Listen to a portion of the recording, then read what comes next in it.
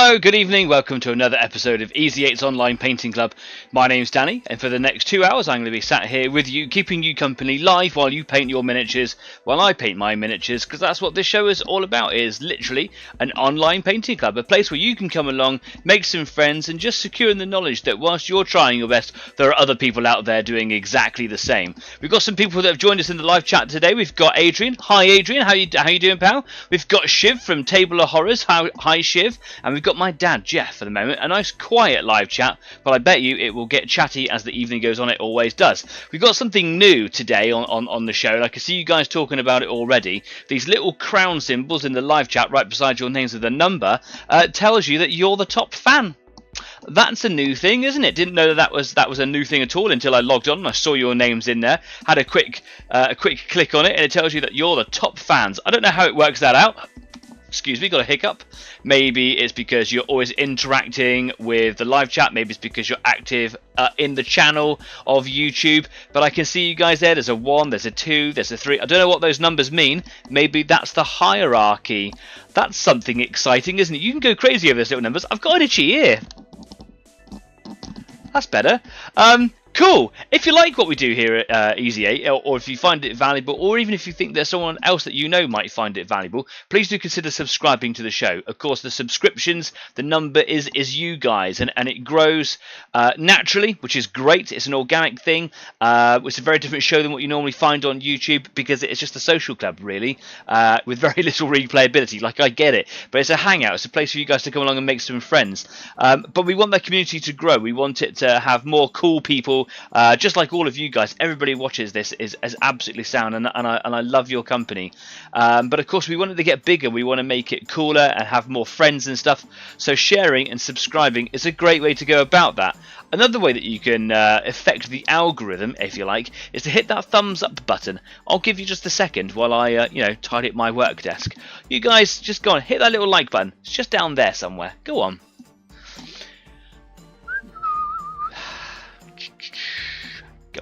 Go on, hit that little thumbs up button. Normally I've got a cup of tea to drink while I'm waiting for you guys to do it, but it's swelteringly hot today, and I don't want a cup of tea right now. I'll have one later, probably. Anyway, there we go. Cool. Didn't really do any tidying up, just inspecting my stuff. So yeah, please like, share, subscribe, hit the thumbs up button, get chatty in the live chat over there somewhere with these cool people. Get chatting in the comment section after the post has gone live. Don't know why I'm waving, just thought I would. But yeah, the more you interact with the show, the more that it gets known out there, and the more people come into the fold. So that would be great if you don't mind. We're not just here on YouTube, of course. We're also on Facebook, Instagram, and Discord, where you can join me and other people on a video call if you want to, in the Easy 8 after party. Forgot what it was called. But yeah, go and have a chat, go and have a video, talk to some people, make some friends, etc. Let's have a little look at what's being said in the live chat. What have we got going on here? So no one can claim first unless it's Shiv, because Shiv claimed first last night, at like midnight, gone midnight. When was it, Shiv? But I saw you went in there, went first, and then you went going to bed now, bye, which is a little bit lame, frankly. But thanks for being such a fan, my number 1 fan, if that's what that number means. I shall yield the title of second to you, the true second. Love it. What else have we got going in there? Somebody posted first in the comments yesterday. Yeah, that was Shiv. Mike's joined us. Hi number 3, Mike. Yo, back to you. We've got Crumbs has joined us as well. Hi Crumbs, nice to see you in there again. And that looks like it's it for the moment. All hail the algorithm. Yeah, for the greater good. For the algorithm. Bring back the sixpence. No, why bring back the sixpence? I don't understand why you're talking about that. The 240 pence to the pound. It's all a bit weird, really. Look, if you are working on something this evening, come and tell me all about it. Join in the live chat over here. Take a picture of it, stick it up on Facebook, talk about it, and put photos up on Instagram. You can't do that. That's just for me. On Discord as well, if you like. So I like to see the stuff that you do. I'm genuinely motivated and inspired by the stuff you do. And you know what? In the near future, I think I'm going to talk more about how that's a valuable asset all on its own. You know, is just kind of talking about it, sharing about it, taking pictures of it, having that kind of social aspect as a mental health tool. But more on that a little bit later. Right now, I'm going to take you straight over to the workbench. So here we go. Connoisseurs will notice again that the black shirt is relegated to the backstage for the moment while we're in the sweltering heat of our summer. It's not as hot today as it has been in the past. Oh, a lot of H's to talk about there. But it's still very, very warm, and I don't like it. I just can't deal with the heat, man. Right, so what am I doing? Edge 209, basically, there's a lot of messy pieces here all over the place. Some pieces being painted black, etc. Other bits being painted grey, or somewhere in between. And that's all cool. The problem I've got at the moment, the thing that's taking so long, is all the filling. Like, because it is a 3D printed model, you can see there's lots of green stuff dots all over the place here. I was playing around with dry fitting things as well. It's all kind of falling apart. Something that I noticed, there's a problem with this miniature, an error, if you like, that I only just caught onto the other day at the end of last week's show, and that is that the legs, they come apart in several pieces. I had to sit there and line up what toes went where. One of the things I've noticed that's particularly good about this model is that if I was to go to the head, torso, chassis bit, whatever you want to call it over here, it has these arms that lock into the sides, obviously, but he's also got these little flappy pauldron bits, and they kind of just stick out over the sides just like this. They're identical for each side, apart from the fact that they have this little, like, I don't know what you call it, little detail here. They can either be forwards or backwards. You see that little panel? I don't know what you'd call it, little detail. So does that go backwards or forwards? Now, some of you might say, I don't care, I'll just stick it on there. I care because I'm probably on the borderline of being obsessive compulsive. But how do you know which side it goes on? Well, the little tabs that lock into the side are, you know, not omnidirectional, basically. So you can only put it on one side, because these little tabs are on about a 20-degree slant. I wonder if you can see that so well. Yeah, and they click into there. Lovely. So we know that that belongs on that side. Physically, can't put it in there. And then this one over here, this one's flat, so we know that this one goes in it. Also, one's like smaller, one's bigger, so actually it's really difficult to get them in there. Yeah, try put it on the other side over here. Yeah, literally can't do it. The toes work the same. So if I go down to the lower leg parts here, there's a toe that clicks into here. There's a toe that clicks into there. Now you can see that these two little holes are different shapes, quite considerably when you compare it to that one there. And on the other leg over here as well, you can see that one's got a narrow pass there, and this one's got like a little bit that's kind of off on a bit of a tilt. The toes don't match, and I remember having a bit of fun, a fiasco of fun, trying to work out where they went when I originally did the dry fit. Now this one here locks into this side, that's cool. And this one here locks into this side, so that's cool.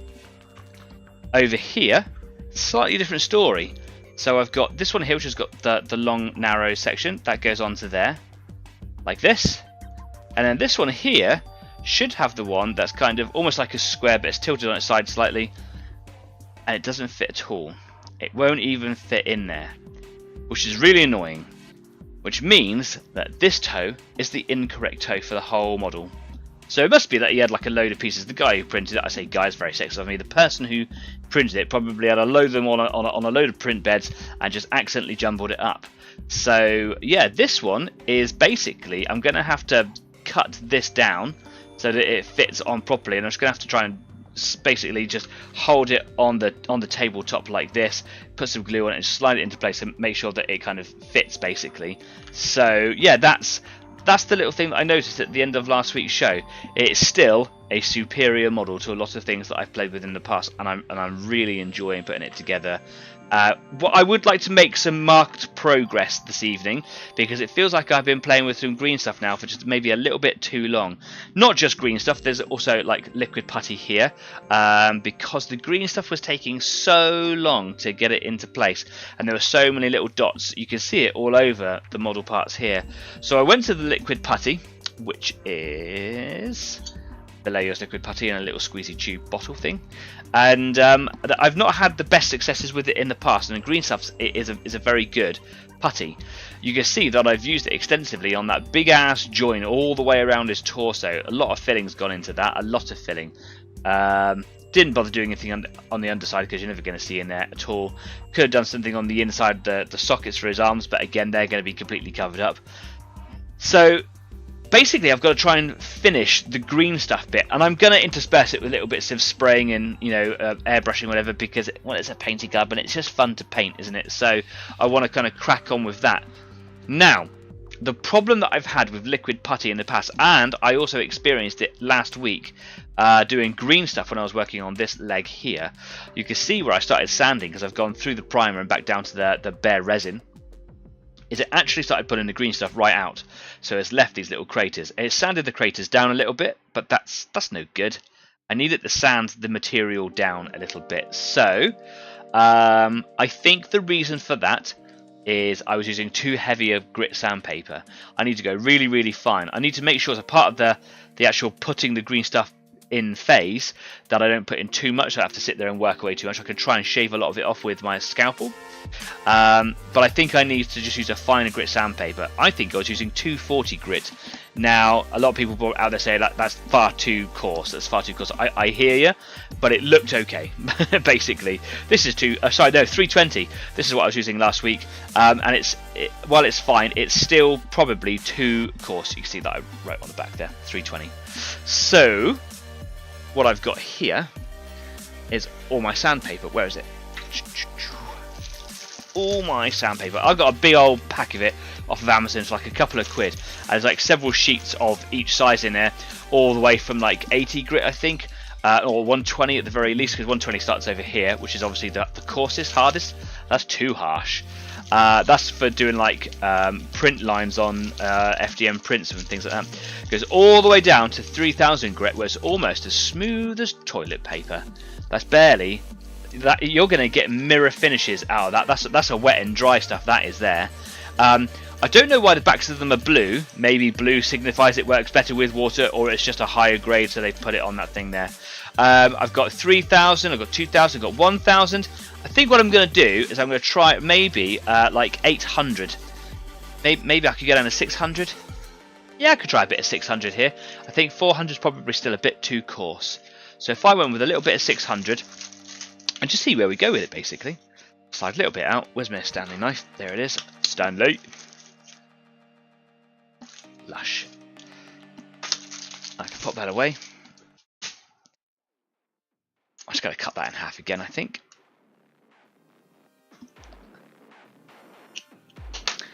Now, I've used sandpaper on the white liquid putty in the past, and it has done the very same thing as what happened last week with the green stuff. But I think I tried a wet sandpaper approach to it at the time, which kind of just basically, because it's acrylic based putty, just reanimated it and it just fell out. So very, very gently over a period of time now, I'm just going to start sanding these bits down. So back to the very first piece that I started with. I'm also going to get this brush here because it's starting to build up a little bit of dust from just being sat in the room, and it's noticeable in the glossy black primer. But as I start sanding, of course, I'm going to start creating more and more fibre in the atmosphere. So here we go. Just going to start the earnest project, sanding that green stuff down. Now it's very difficult to tell when everything's so monotone and shiny and whatever, but I think that if I did the sanding and then sprayed it, it might show me a little bit easier where all the inconsistencies in the surface are.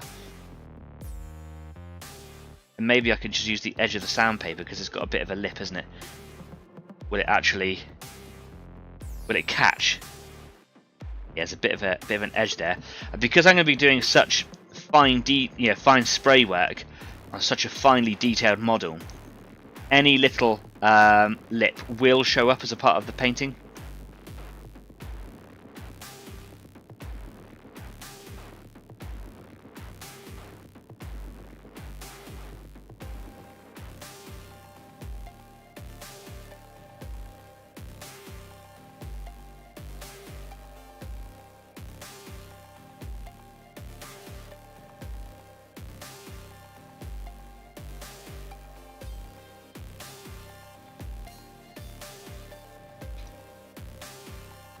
And as you can see, this is a really slow process. And I've just been, again, really, really busy. Ridiculously busy. I can't even tell you how busy I've been. I could try. I did a 14-hour day the other day. That was fun. I was in the lake, so I was having a good time doing it, but it was a long day, man. And I just don't have the time to get to all my hobby stuff during the summer. However, this week went a little bit smoother. It wasn't without its bumps in the road, of course. It went a little bit smoother. The staff where I work all seem a little bit more relaxed. And we're going into next week. Again, it's still a busy week for us at work, but I think everyone's feeling a little bit better about it. Yeah, there's not so many bumps in the road, basically. So it might be now that I'm able to spend a little bit more time at home. Just using the edge of my scalpel blade here, just to pick off the harder parts of the green stuff that I put on there last week.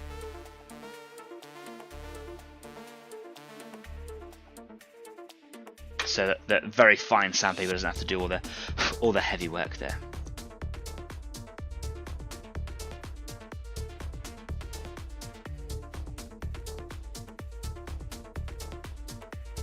Okay, that looks alright.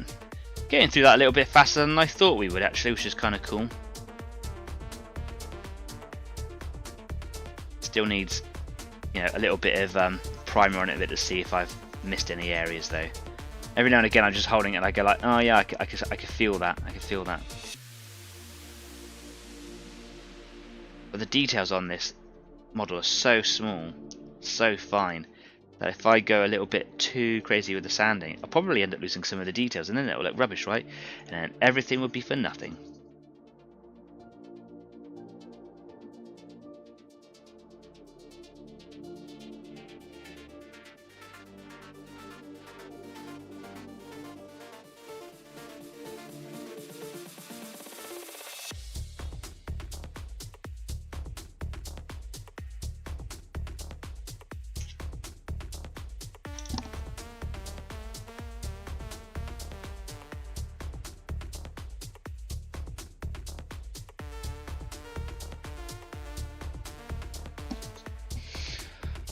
Ah, John's joined us from Out of This World Models and Minis. Hi everyone, I watched the replay later tonight.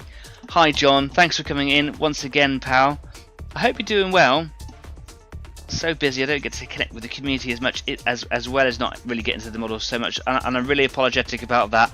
I've got some really exciting projects coming up. I want to say a really big thanks to Mike, who's just at the bottom of the live chat just there. I'm not going to talk about it right now, Mike. I'm going to leave it to a little bit later, and you know why. I think there's an optimal time to work on that particular project. Yeah, just thanks, man. I really appreciate it.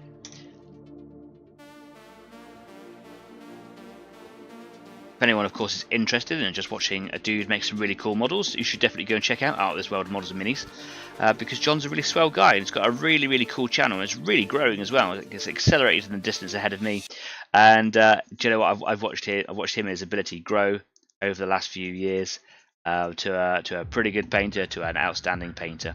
He's better than me, way better than me. I'm just a guy in a loft.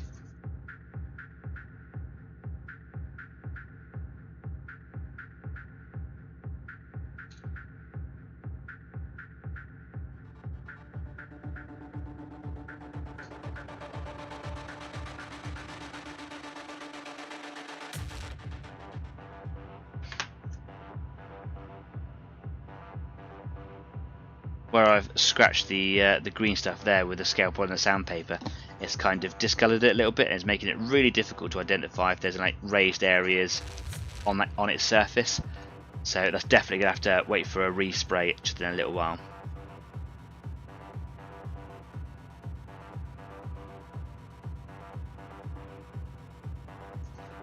I think finer grit sandpaper was definitely the way forwards. It seems to be working for me. I did something right, gang. Yay. My pile of grey keeps getting bigger. It's my own fault, really. Yeah, man. Yeah. Well, we've only got ourselves to blame. We got ourselves into this mess, and we're gonna keep ourselves in this mess. There is no escape, even despite me trying to set up a YouTube channel so that you can get your hordes of grey coloured.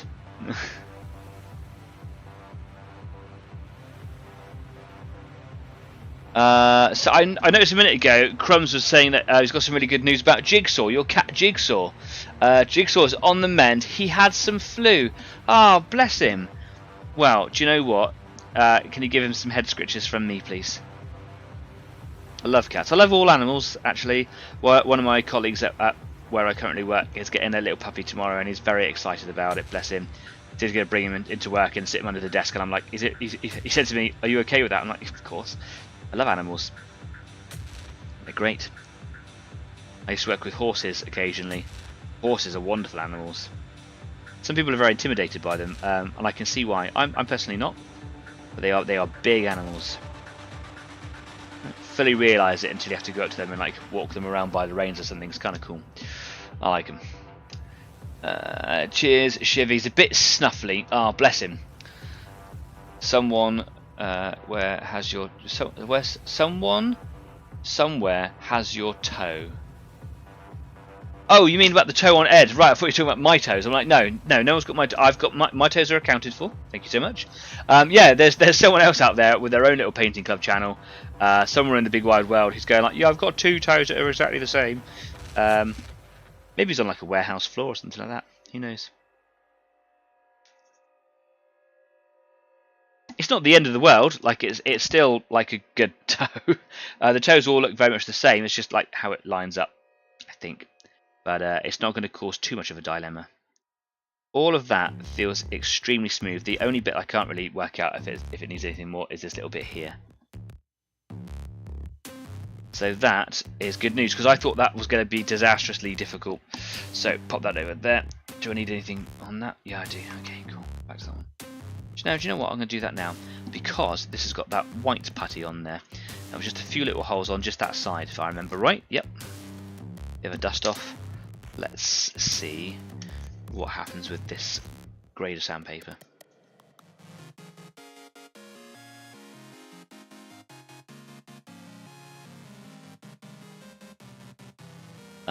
Not me, my pile of potential is shrinking, says Adrian. Adrian is doing an incredible job at actually getting through his unpainted pile, which is of course the whole point of this channel. So you're the only one that's actually succeeding. Don't know why you haven't got the #1 fan badge, actually, Adrian, because you're actually completing the mission set out by me in the beginning. So yeah, I haven't really been out and bought loads of stuff, but people keep giving me things, so not going to stop that good charity.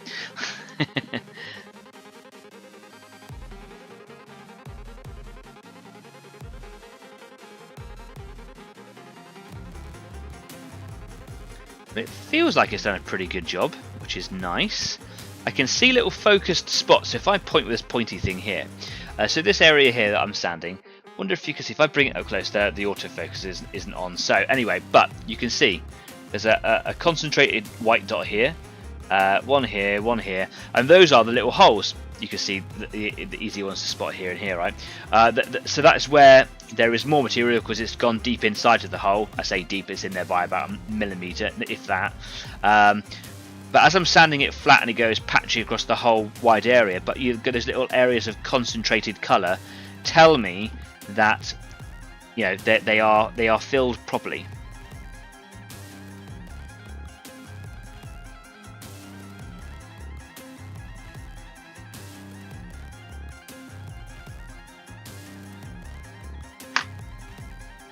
And using sandpaper dry and not wet is also seeming to be the most successful decision, which is good. I really want this model to be as perfect as I can get it, because it's such a lovely detailed model.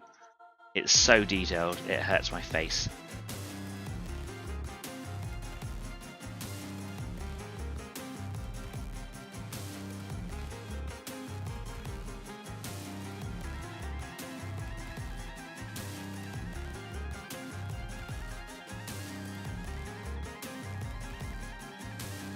Just notice there's a little bit of artifacting just down the side there. Let's just get the edge of that paper on there.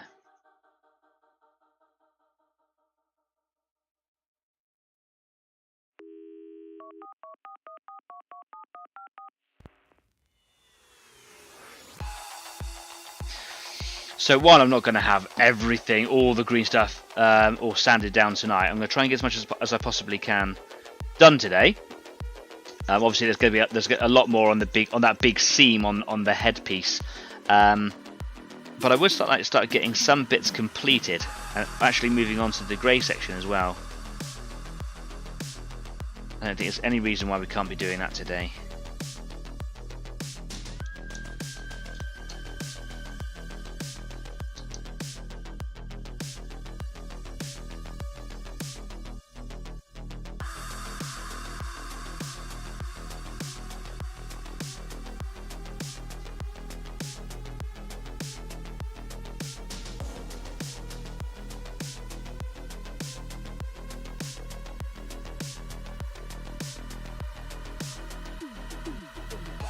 That little bit in that corner there was quite thick, so I'm just using the edge of the blade on the flat angled surfaces here just to kind of carve out that corner.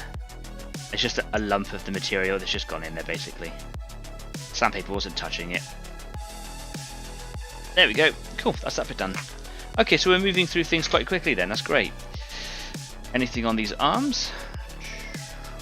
Nope. Anything on this arm? Nope. A pile of success. Pile of desperate shame. Okay. Well, let's go to this bit here. This is one of the first two pieces that I did last week, and you can see all the jaggedy bits of green stuff sticking off the edge there, the raised edge. So that probably needs a bit of chopping down with the knife, and then I'll attack it up close with the sandpaper.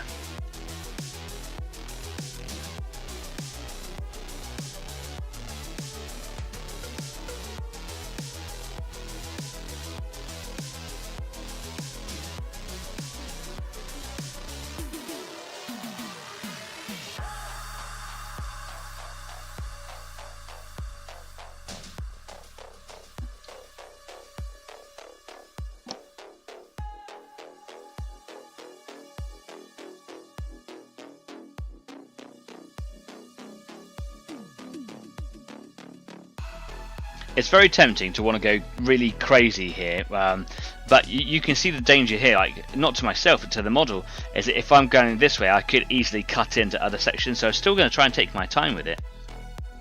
I could even gouge into the resin, cause myself loads of problems. I'm going to use the Stanley knife. I think it's a little bit sharper than that scalpel, which is starting to dull just a little bit, enough to make that job a little bit harder.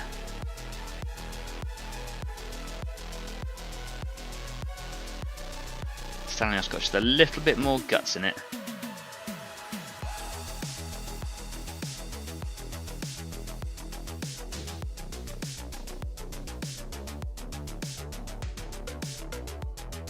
Okay, let's see where we are with that.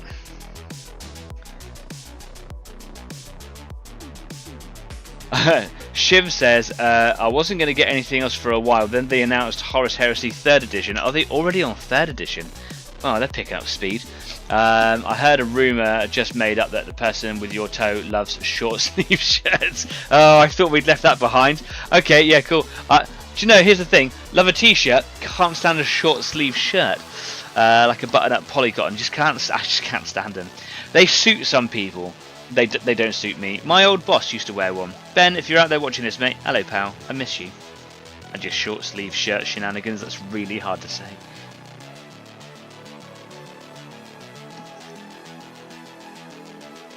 Ben's a whiz with numbers and spreadsheets and data, but also really likes games. I wouldn't say he's necessarily a war gamer, but he loves like board games and things like that and tabletop games, and I introduced him, helped introduce him to Dungeons and Dragons. But the game that I did introduce him to properly was Magic the Gathering. Now, I started playing Magic the Gathering 7 or 8 years ago because when I met my partner Katie, that's Katie with a D, not Katie, Katie. She played Magic the Gathering with some friends at university some years ago, and she wasn't really into it. She just wanted to be a part of the gang that, you know, just hung out and had fun together. So when she came down, she wasn't really a board gamer. Like I'm a board gamer, war gamer, all sorts of gamers. Me, we wanted to connect over a game that we could both get on with, and I'd heard of Magic the Gathering, never played it, so we're like, right, we will unite over Magic, and that started a love-hate relationship with card collectibles. We have now too many decks of Magic the Gathering. And so I introduced my old boss Ben into it, who then went turbo nutter crazy.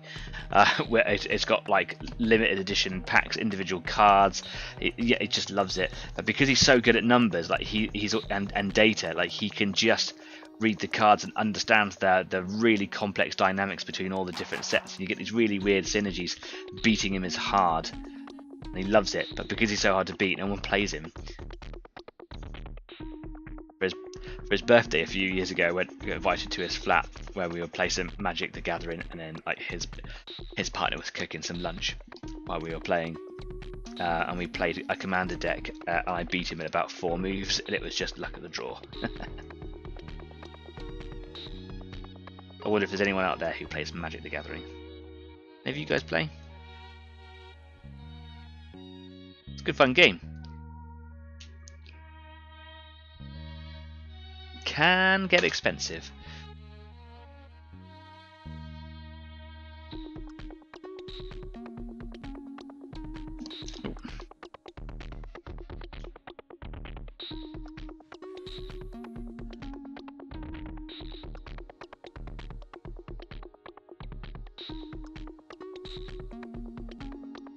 That little bit that I was just carving there looks like that I might have pulled the green stuff out of the little dip that it was filling. It was a little bit tough.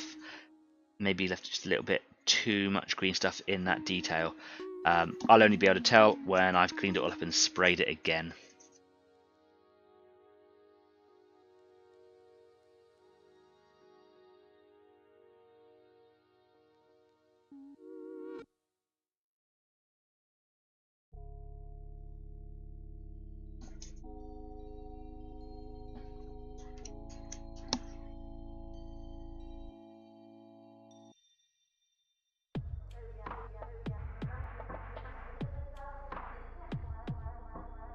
Quite a bit of texture there.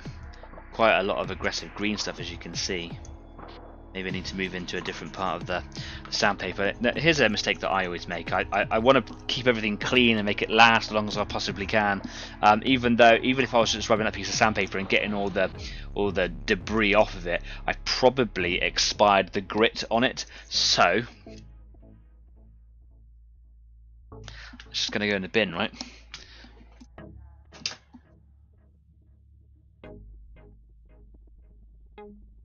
Just like that.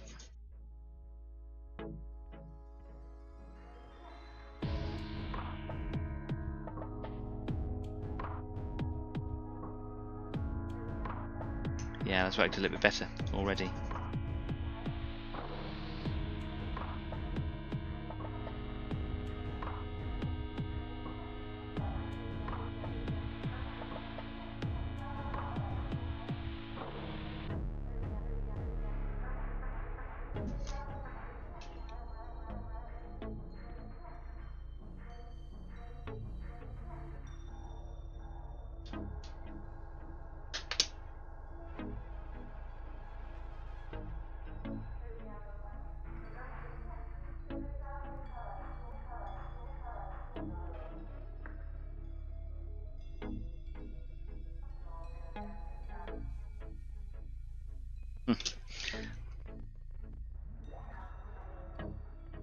Carve that down. There we go.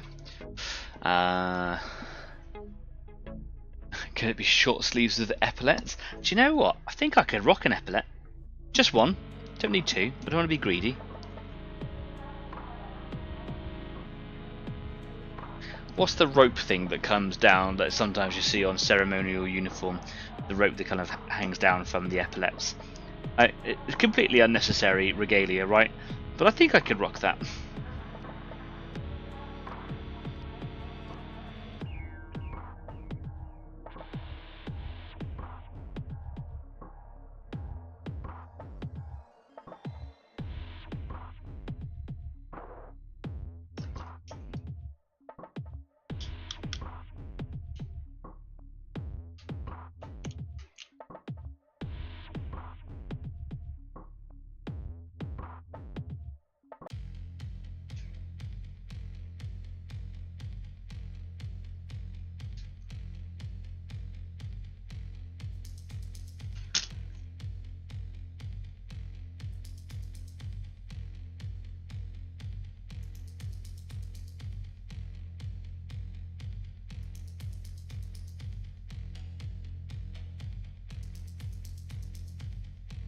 Yeah, still a little bit bumpy, a little bit lumpy bumpy. Just going to take my time with it, sweat my way down. But I am getting the itchiness now to go and spray some bits and pieces. So in a minute, I think I'll put some of this down, go back and spray some of the bits that can be resprayed, see how well it's taken, you know. Because it is a painting show, even though it is essentially a wargaming modelling show, it is a painting club. So I want to get on with some painting.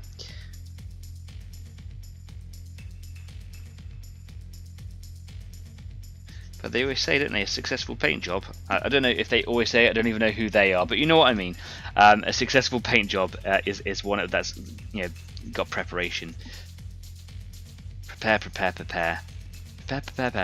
and then yeah, the job's going to go that much smoother.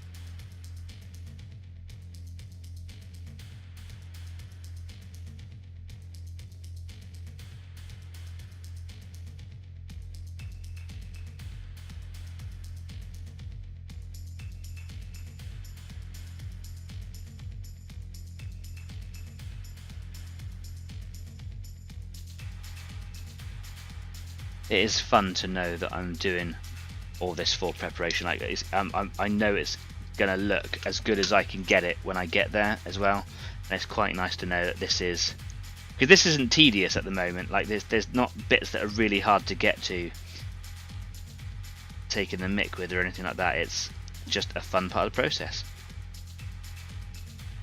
And I think, by and large, I think the painting is going to be fairly easy and fairly quick until I get into a lot of the details. There are some really bizarre little details on it as well.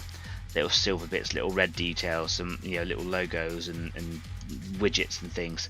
But most of it's just going to be grey, black, dark grey.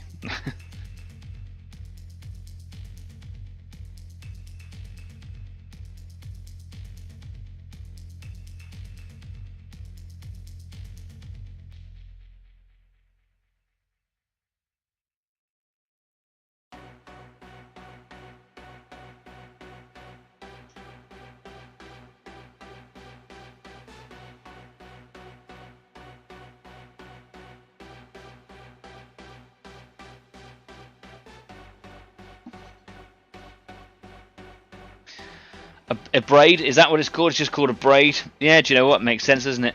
What else are people saying? Could it be sleeves with epaulettes? Not just that, but it has a really frilly collar. I've actually got a really frilly, lacy shirt with like the frills that kind of go all the way down, a big frilly bits that go off your wrist or whatever. I've got one. I call it my shit shirt for shit shirt nights. Oh, Brocade. Stephen has joined us. Hello, Stephen. Epaulette forehead attachment. Yeah, sometimes you just need to attach that epaulette to your forehead, because why not? Thank you, Stephen. A military man has entered the room.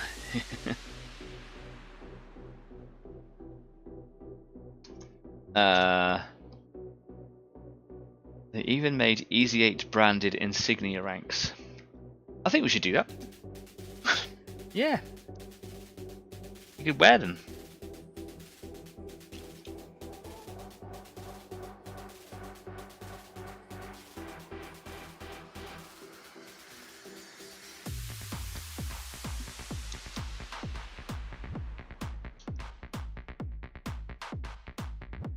You could have those little, do you know all the little coloured squares and rectangles and things, whatever they're supposed to be?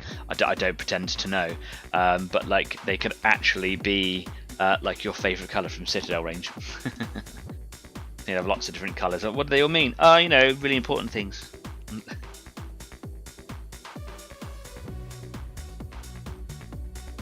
That bit there is a little bit tricky just to kind of get in there, because I don't want to be like standing against the edge of that or against here, if I'm standing in here like that, I could end up like catching it with the corner, and that is sharp enough that it could put some scratches in there that would show up on the paint job.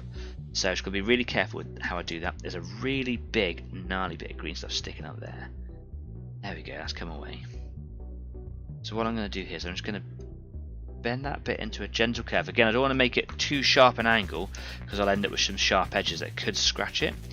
So I just sort of roll it a little bit and then get myself a bit of a curve. Be careful I don't create any sharp edges, and then from there what I can do now is I can get in a bit closer. Oh, that's just a little thing that I do.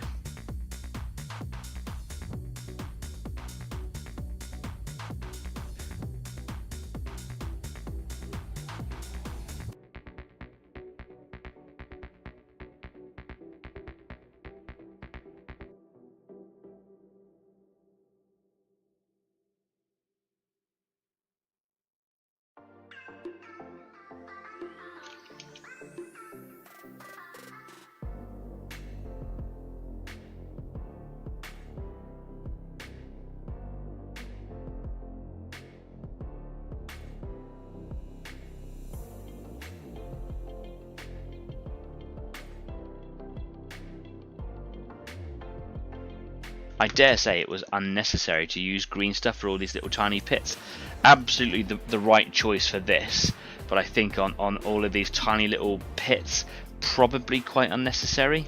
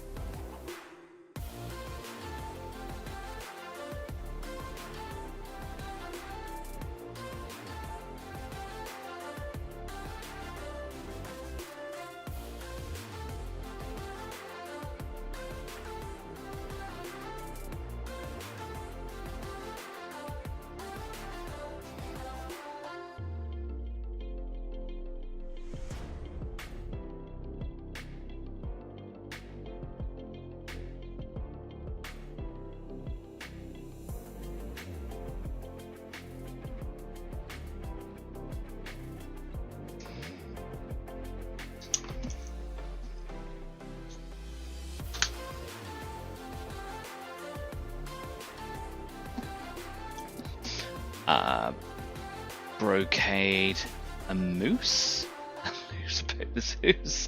We're all getting a bit Scottish now.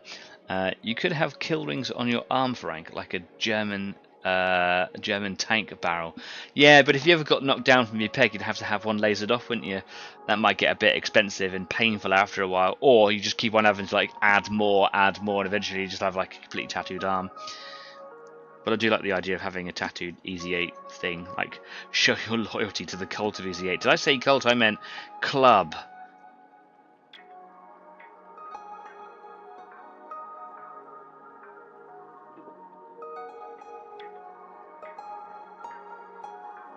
There was a time where on Discord at the Easy 8 after party where people would be welcoming me into the video as if I was a cult leader.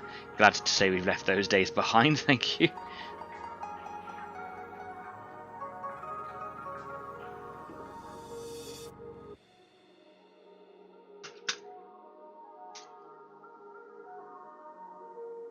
Oops, fingers and thumbs.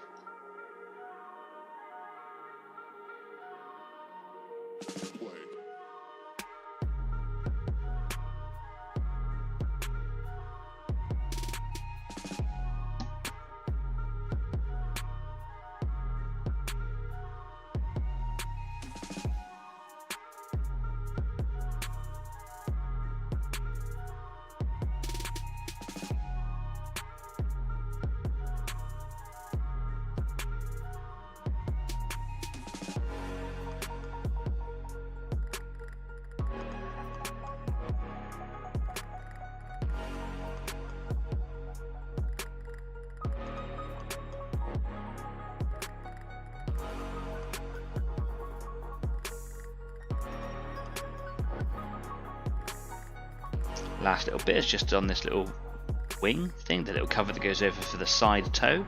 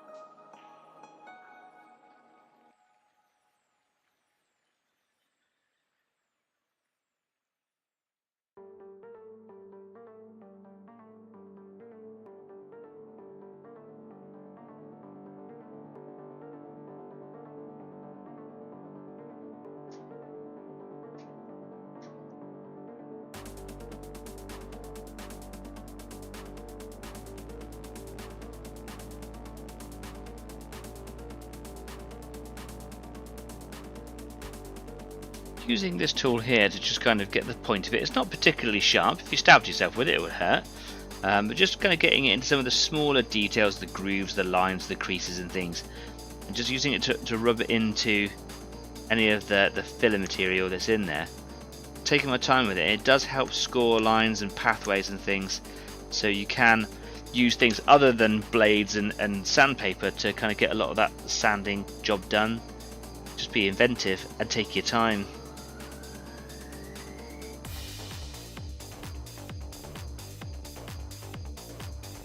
There's a bit there that still feels like it needs a lot of sanding. Let's just get to that a second.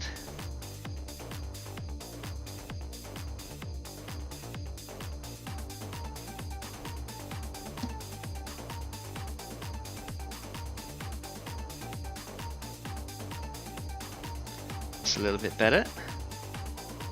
That corner edge there feels much better now.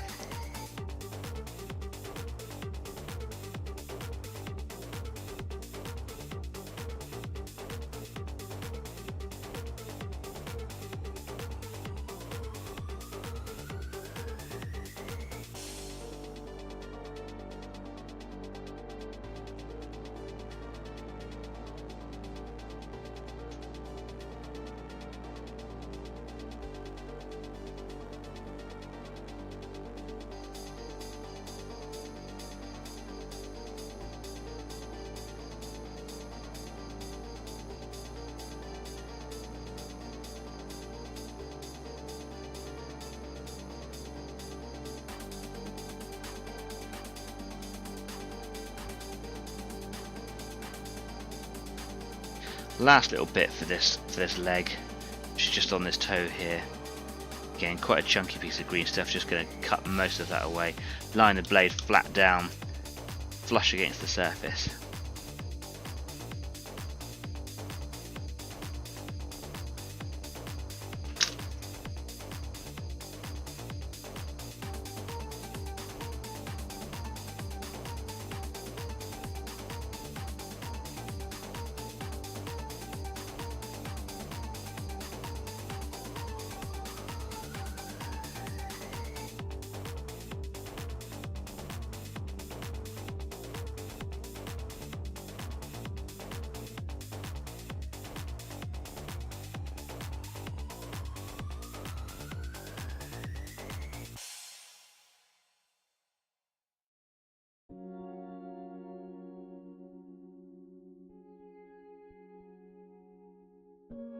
Okay,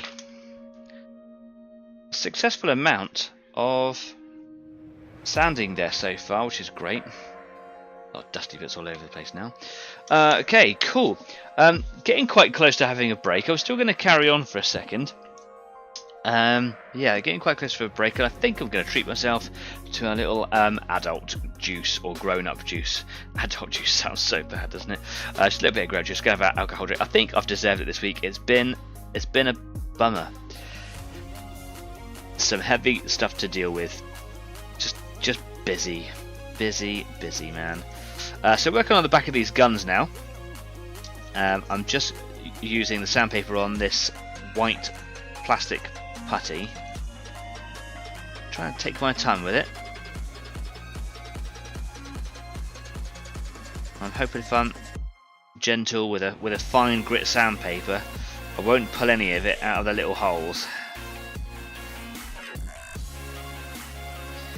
And this was just so much easier to use because I could literally just get in the bottle, just go drop, drop, drop into every single little dot. But with Greenstuff, it was having to roll the sausage and cut a tiny bit off, push it in, and then try and level it flat, and it wouldn't stick in there properly, and it was difficult.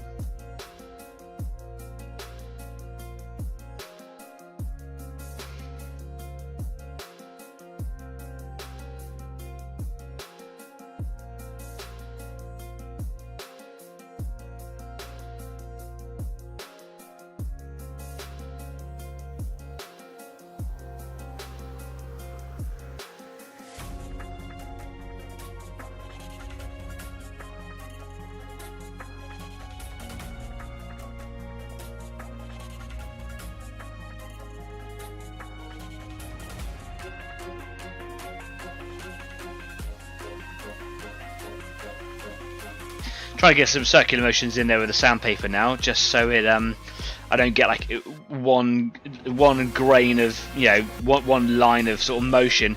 It will create scratches by going around in circles. You actually buff it a little bit more, but again, kind of caked up and ruined the sandpaper. So a fresh piece now.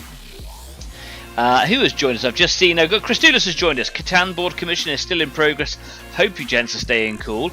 I'm certainly trying to keep cool. The problem with being cool in the cool sense is that the moment you're cool, you're not cool, but when you're not cool, that makes you cool. So, you know, it's a bit of a vicious circle, that really. But I am trying to stay cool with my fan on in the summer. Thanks. Nice to see you, Christoulis. What are the comments going in up here? What can I see? Killing paintbrushes, or do not ask for an 8 tattoo. Why not? I got a workshop. I can do tattoos. Scrabble. I don't. Why not? Why not an 8 tattoo? I feel like there might be a story here.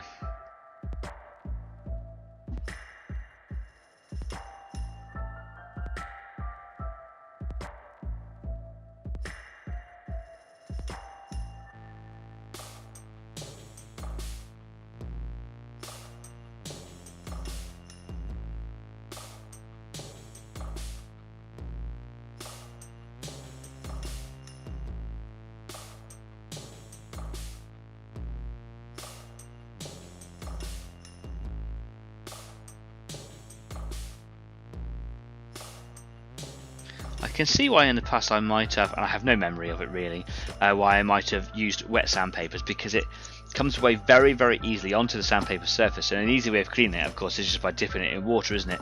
Which feels like something I absolutely would do, because I feel the edge of doing it now. So I kind of double-edged sword, isn't it? Like, not only am I cleaning the sandpaper and the surface, but at the same time I've got the wet and dry effect by using, you know, wet sandpaper. So probably that's why I've done that in the past, and I can see that would then reanimate the putty to a degree, and it would just slough out of the gaps and the holes, etc. There's an ever so slightly raised bit of detail just here, which is preventing me from getting in quite close with the sandpaper on these tiny little dots. Now these dots are just from where the supports were in the resin printer, but they are in the way.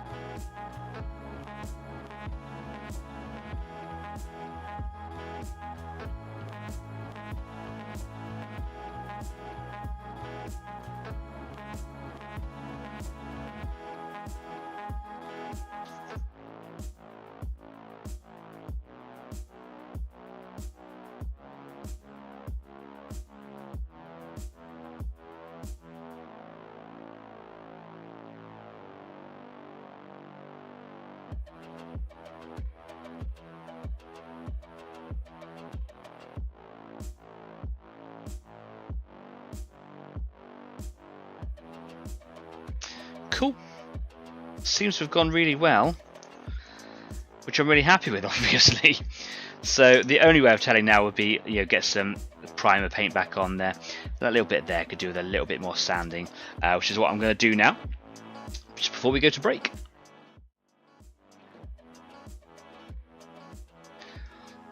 A little bit tricky, that little bit there.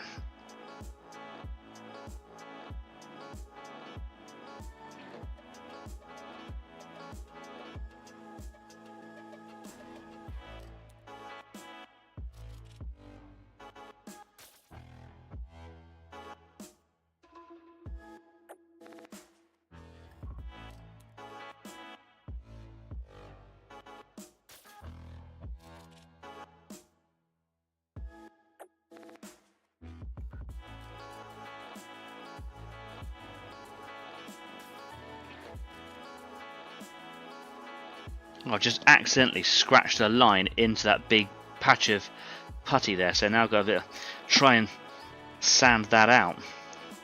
That was a little bit silly, but thought things were going too well.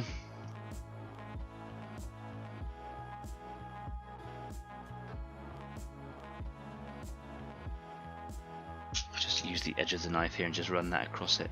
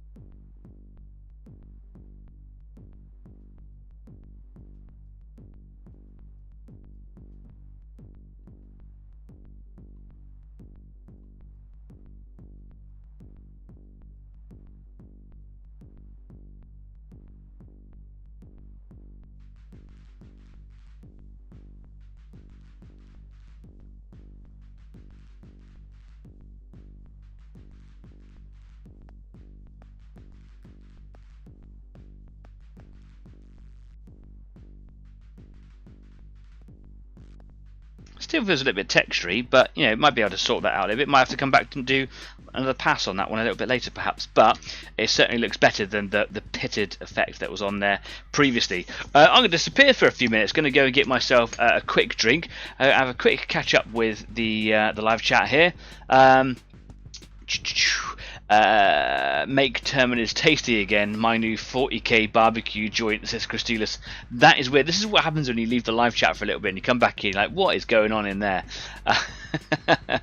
I'll think about a tattoo once my pile of shame is painted. Yeah, love that too. The 8 tattoo is a neo-Nazi thing. Okay, yeah, please don't do an 8 tattoo then. Yeah, we don't want that. Thanks for telling me. Do you know, I never knew that.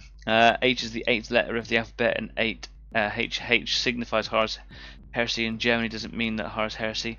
Okay, cool. Wow, we're going down a bit of a rabbit hole there, aren't we? Has anyone heard about the 40k theory that the Warhammer Galaxy is completely surrounded by Tyranids? Christina says, no, that's upsetting, but I'm going to hit you with this angle. Probably accurate. Isn't it? Really? Really? Aligns nicely with not being able to see outside of our galaxy. Well, we can see outside of our galaxy, but can they in the 40k? I don't know. All good questions to think about while we go for a quick break. I'm going to go get myself a grown-up juice. You should too. Drink responsibly. I will see you in just a few minutes. Bye-bye.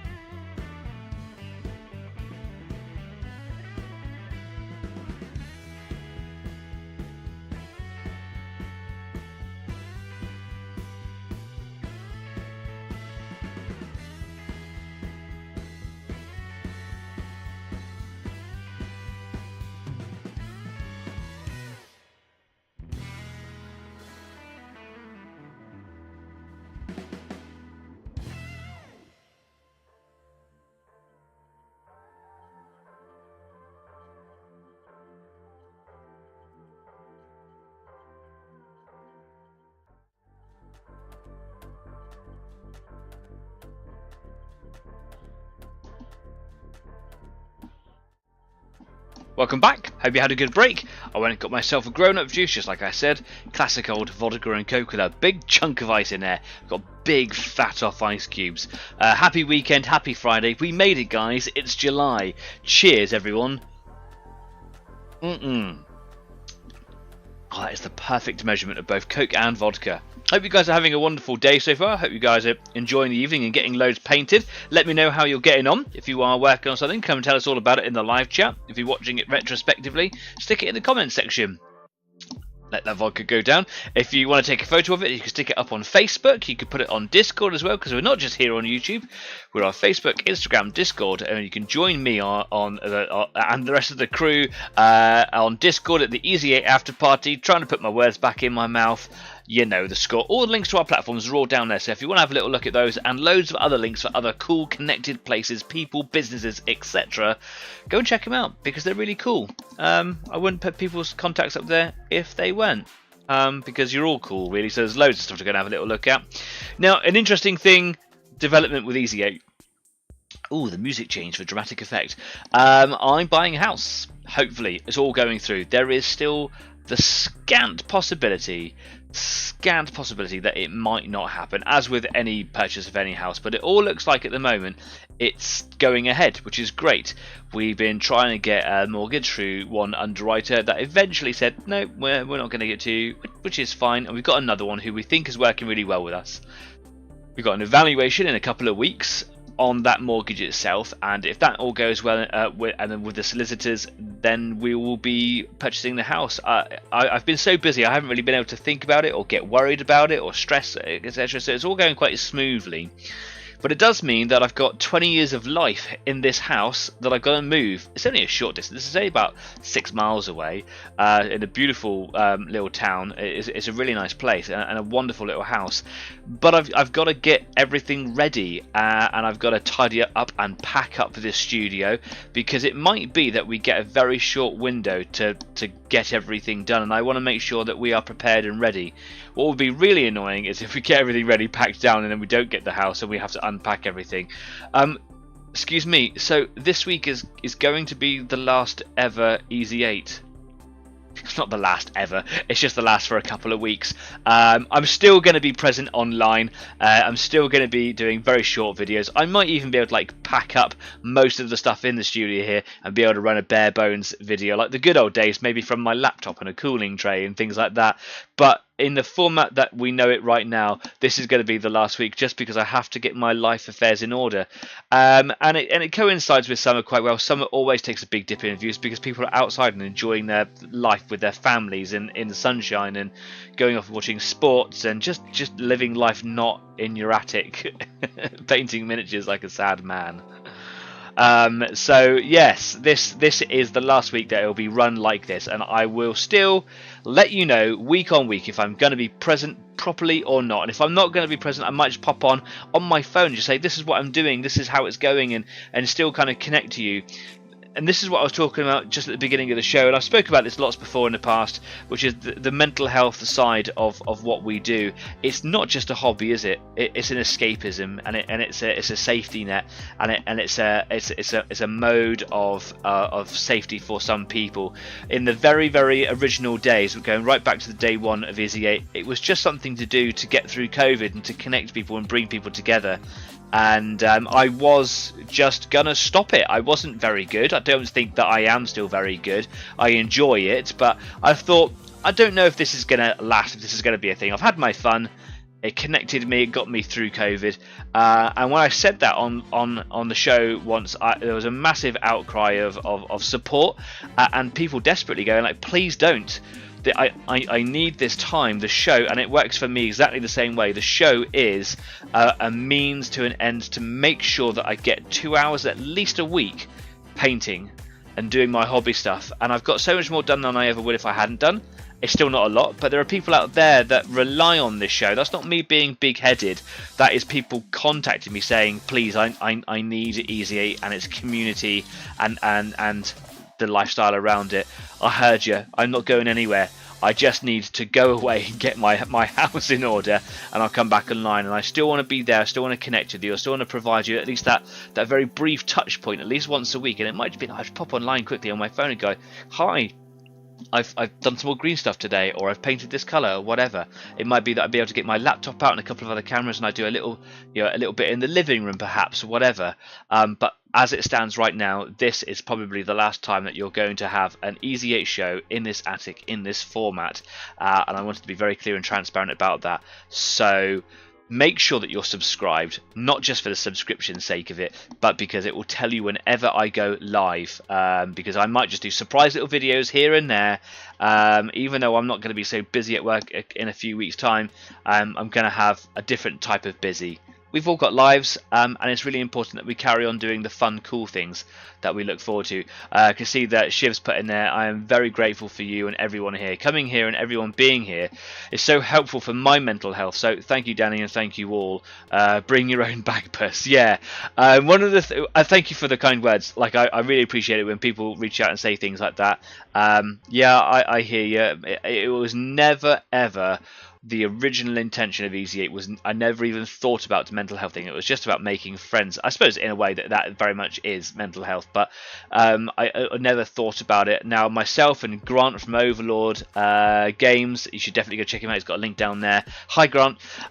We were talking about running our own podcast, which might be something that comes into a reality later in the year, where we're just going to do like a small set of episodes where we just talk the pants off of each other about a particular subject. And one of the things that we wanted to touch on early was mental health in the hobby world, and because it used to be viewed with not a stigma, but it was almost a taboo subject, right? But nowadays it's so prevalent. We're so aware of mental health and etc, etc. So yeah, we want to play our part in that. I'm not going anywhere. I've just got a house to get sorted out. Jenkins says, I'm already mentally unstable. You guys have not helped. I think that's a compliment. It's got a smiley face in there. Cheers, man. Thank you very much. So to all of you who have just popped in to say hello occasionally, for those of you that come along regularly, for those of you who popped in, said hello, realised it wasn't for you and you're not really watching this anymore, but to all of you, and to the pains in the necks that I've met along the way as well, cheers to all of you, and thank you so much for your continued support. I will be back. So tasty. Anyway, don't forget we're on YouTube, Facebook, Instagram, Discord. Please like, share and subscribe. The subscriptions make the community. You are the community. You are literally the embodiment of those subscriptions. So please subscribe. It's free. It's just a button push. But at the very least, give me a thumbs up. Tell someone at work about it. If you know someone at work that might benefit from this. I just the other day met someone at work who I think is going to join this show because he told me, you're a war gamer, I'm a war gamer, we should go for a beer and play some war games. Excellent, let's do that. So I told him all about everything. Hi Andy, I don't think he's watching right now, but if you're watching this retrospectively, hi Andy. Let's have a little look. I bet you're fun at parties, says Crumbs. No, he's not.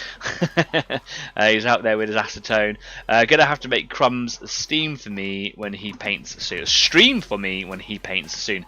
That's a totally different conversation. Anyway, hit the thumbs up button at the very least, please. Subscribe. Let's go to the workbench. Here we go. So just while we were getting ready to come back in there, I just started on the other guns. So this is the one I've just done. Yep, and this is the one I've just started on. There's a lot less on here, but it still needs doing. I can see that the surface is just a little bit uneven.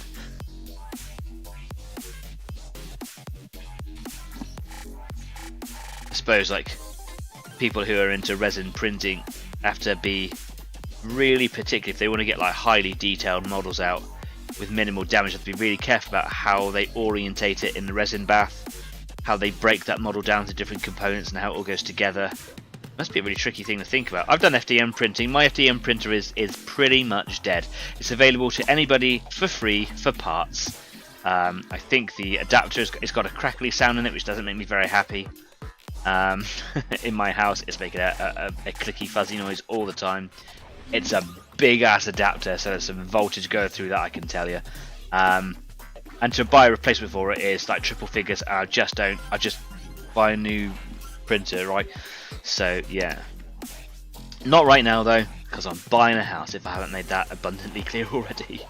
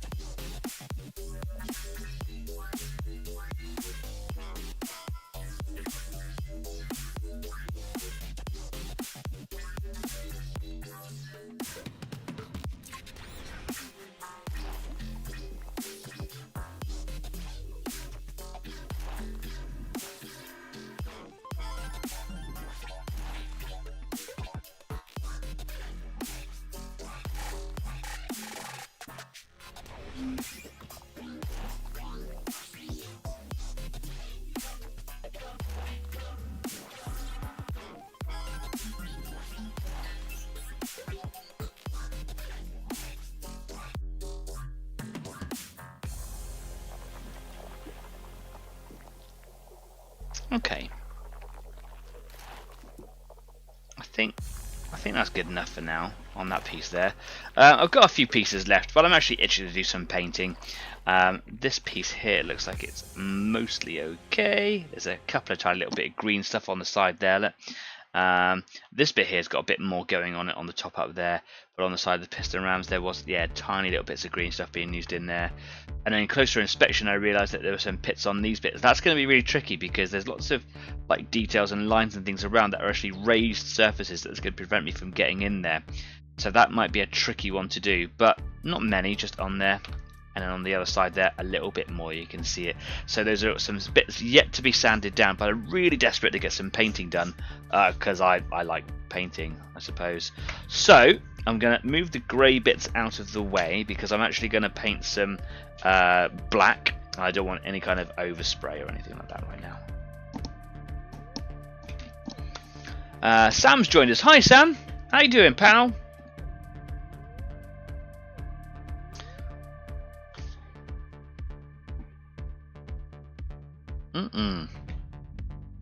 Right, so I'll move that piece over there, even though it's got half black and half grey on it. It's kind of cool. I'm gonna start on this piece, which is just the back engine exhausty bit. If we go to the headpiece here, there's just slots on the back like that. Yeah, some exhaust pipes. Get that done, and then the legs here. There's actually a little bit of work to do on the legs, I think, still. No, it's on the upper parts, isn't it? On these bits here, coming in at different angles on these little like girder style strut things. I noticed earlier on that, yeah, depending on the angle you're looking at, you can see where I've like underspray. Anyway, let me just turn on the old airbrush compressor. Did I clean out the airbrush last week? I did not. Surprise, surprise.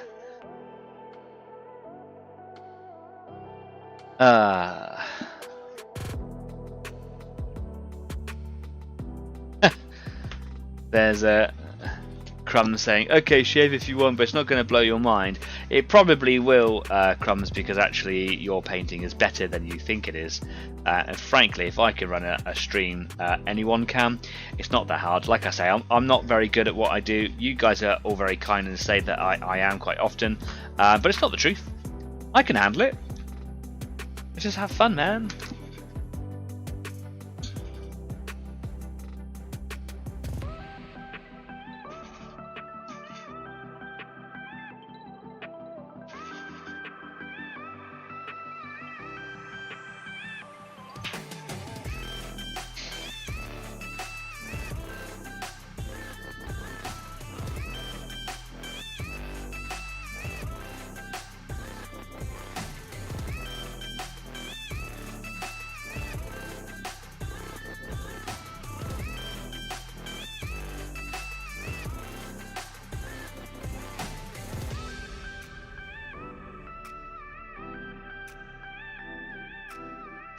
Clean airbrushes are a myth.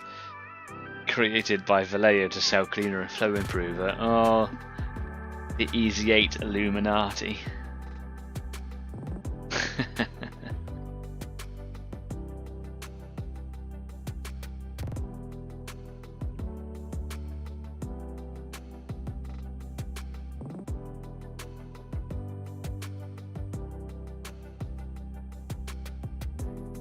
It's a bit rough going in. There was a little bit of crap in there, maybe.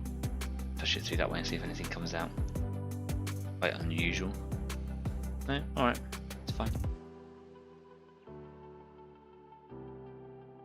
Clear tunnel of light through the airbrush. Alright, it's just being a bit tricky to get in. Okay, cool.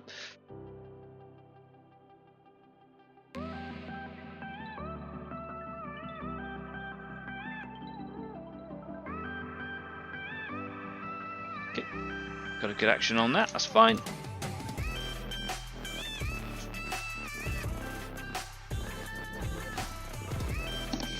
Right, piece of paper to spray on. Whatever that was, I'll throw it on the floor. Oh, it's a sprue, of course it was. Shiv says, hey Jeffrey, next time you see Danny, clip him around the ear for us all and tell him he is good, please. He's actually going to do that. That's great, thank you. Violence in Easy 8 there. Cheers, man. Sam says, I'm all good, bro. The season is going so quick. Yeah, doesn't it? Doesn't it? And obviously, Sam's not talking about like the seasons of the year. We both work in the outdoor industry. Sam and I used to work together. He means that the season of outdoor pursuits. Yes, it is, man. It's July already. Cray, right? Cray, mate. It's been so busy. I've not even. Yeah, it is bonkers. Right. Gonna give that a bit of a shake. That's metal. We don't want that one. That's the one we want. That's surface primer, glossy black. I decided to do glossy black because I thought it would give me a better coverage with the grey, smoother, easy, you know, just nicer. For such a highly detailed model, I thought it would be the best thing to do.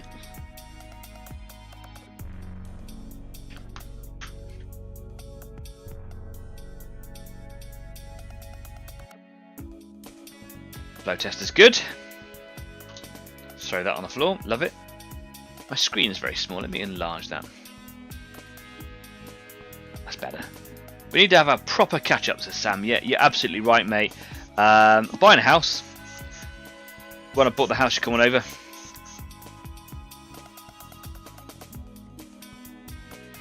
Yeah, we do. We need to get together. I realised a little while ago I had a missed message from Josh, actually. The rest of the Easy 8 community are like, what are they talking about now? And I missed it, and he was down in the area, and I didn't see it, and I feel quite sad. But never mind.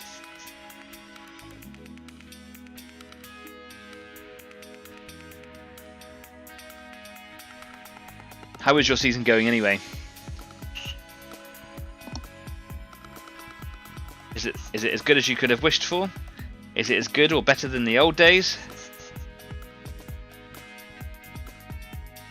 I get very sad thinking about the old days, because the old days were the good days.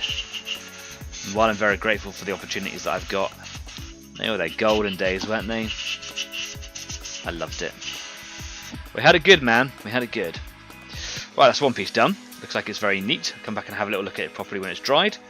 Onto the leg here.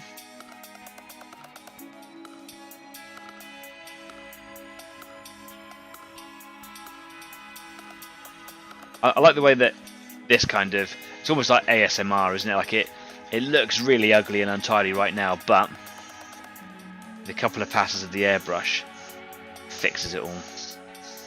I just ran out of paint already. This is ridiculous. Busy, yeah, busy. What's the total capacity at the place you're working now? Obviously, you used to work at a capacity of 157 beds maximum. Where I work now, it's 520. But we will have more people sometimes on our centre than the beds can handle, because crossovers and changeovers. The most people I've had on my centre at any one time in terms of a guest capacity was 1,200. That was an exceptional circumstance. The airbrush fixes it all. I have run out of paint already. Only now in this late hour do I realise what I said. Yeah, see here that you can see patchy little bits, and even though they looked smooth, they felt smooth a minute ago, they weren't smooth. So the airbrush fixes all, but it hasn't. So basically what I need to do is go back in and sand some other areas back down again. But that's for later, that's not for now. The whole point of this little spray bit here is to see where those areas are.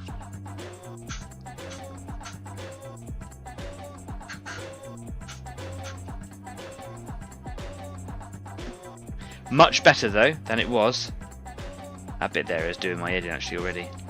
However, there are parts that look like the damage is actually printed into the detail, so if it looks alright, I will leave it.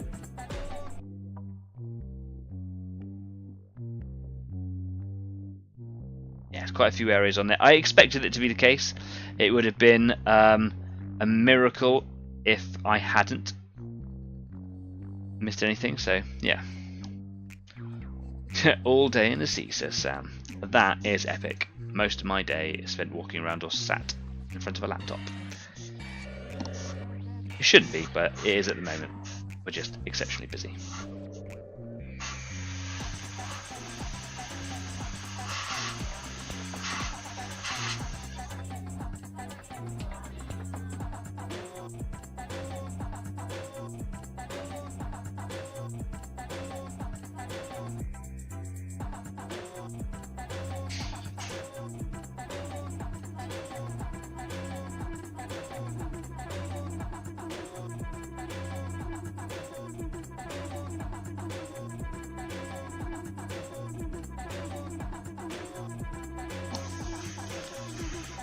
Again, just a few little raised areas.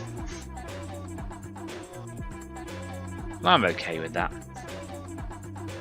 It won't take much to sand them back down.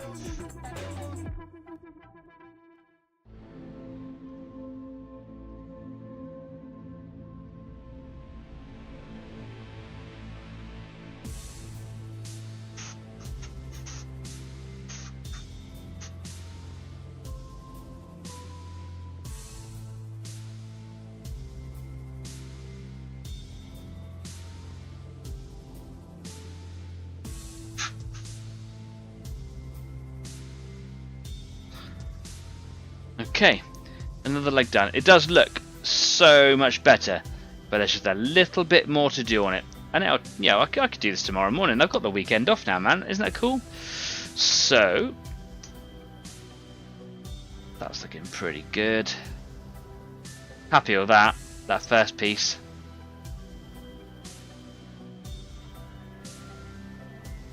Ace. Right, what other pieces? The guns. I'm expecting there to be a lot of work left on the guns, frankly. Let's have a little look.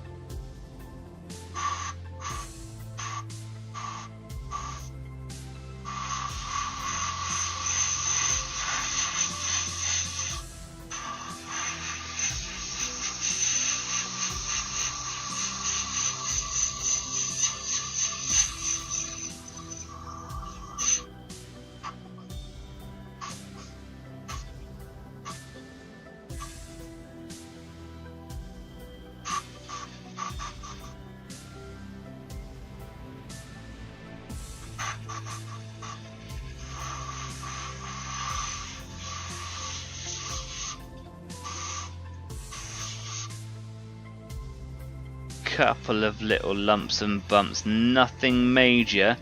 Happy with that than I thought I was going to be. I might even just leave that. There's a couple of dots on there that are looking a little bit lumpier than the rest, and there's one there and one there. They look like hives when you get stung by nettles or something like that. So that's that one. Let's go to this one here. This is the one that was really gnarly, so I'll have a little look at this. See what happens.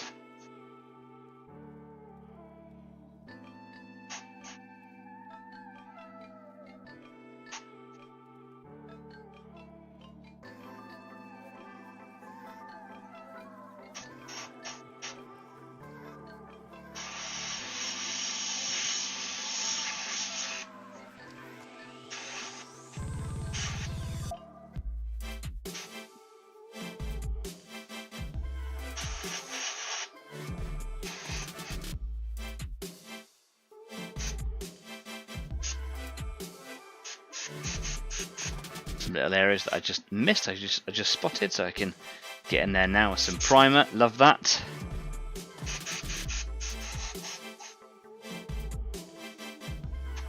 Not the worst, but not the best. Again, some little lumps and bumps on there. Just because sand those bits down a bit more. Then we're all good, really.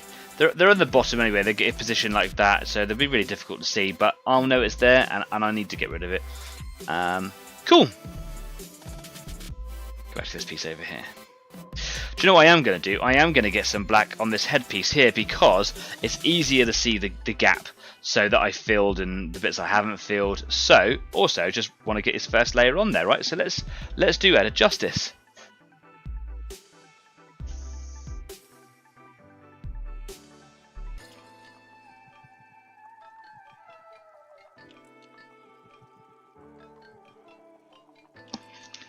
We were trying to work out, obviously, last week what the mesh is on top of Ed's head. I remember my dad, Jeff, in the live comments getting extremely angry with me by saying it's a metal mesh. Like, alright man, I hear you, crikey. It's a metal mesh, alright? Is it a fabric mesh?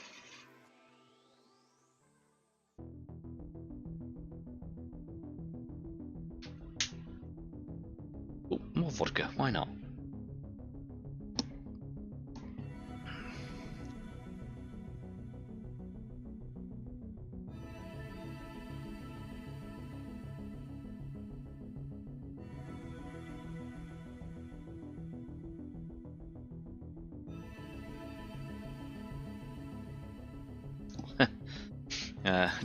Don't start. It's a metal mesh. I thought it looked more fabricy, laid over the top of something, stretched out canvas, if you will. Would you say that you were grilled over the mesh? That's another thing. Is it a grill or is it a mesh? I don't know. Is it a screen? Important questions we need to ask ourselves here.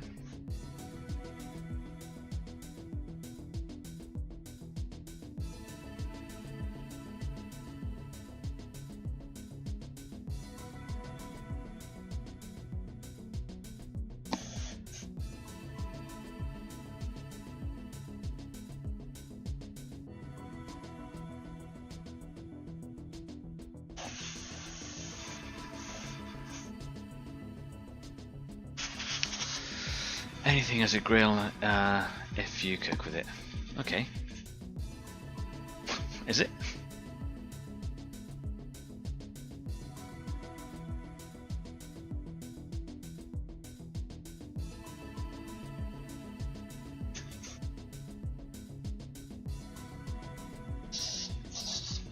Oh man.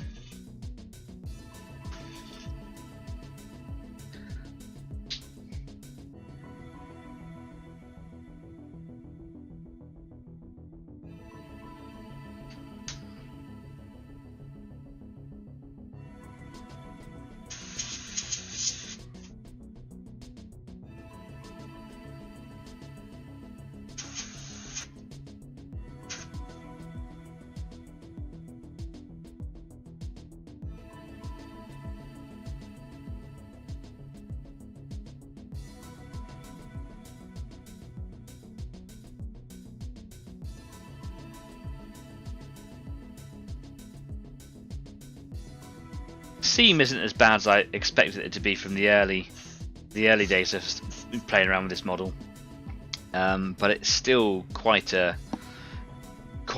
fault line essentially. It's Required a lot of green stuff to fill it. It's going to take a lot of trying to smooth it out. I might even end up using the white putty over the top of it to try and get smoother transitions, perhaps. The green stuff is very good at just doing a dense filler, but we'll see what's needed. It'll take a bit of time, and I might just sit there with him, watching a movie or something tomorrow with him in my hands, and just see,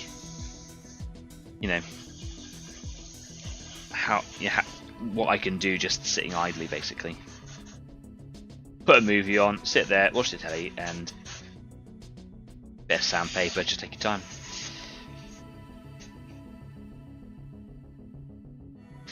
Putting this base colour on is starting to make the character come out just a little bit now, isn't it? Painting that mesh grill, make that a screen. Fence, barrier.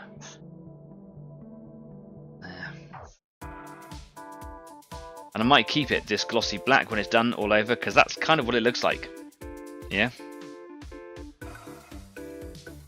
That line there is going to really be distracting.